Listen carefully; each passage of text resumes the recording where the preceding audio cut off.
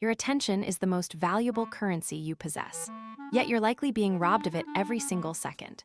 Today, we will dismantle the neuroscience of focus and reveal why your brain is biologically hardwired to be distracted.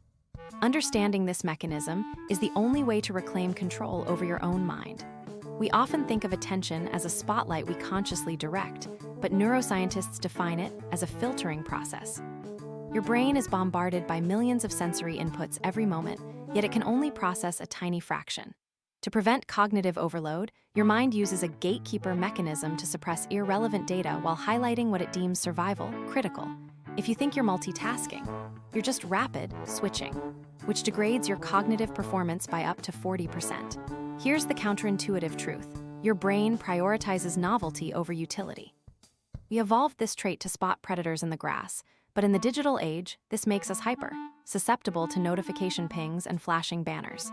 Companies exploit this orienting reflex to keep you trapped in a loop of dopamine-driven consumption. Because your brain is chemically wired to seek the new, silence and deep work have become physiologically difficult to maintain. Interestingly, your capacity for attention is not a fixed trait, but a muscle that atrophies with disuse. Studies suggest that digital fragmentation is shortening our ability to engage in monotasking for extended periods. As we look at how to rebuild this mental stamina, we have to address the biggest myth about focus, that it requires willpower.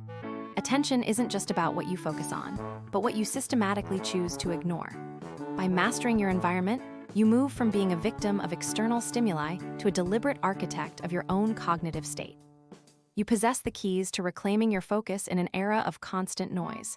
If you found this dive into the mind valuable, please hit the button and subscribe for more deep dives into the science of human behavior. What's the biggest distraction you face daily?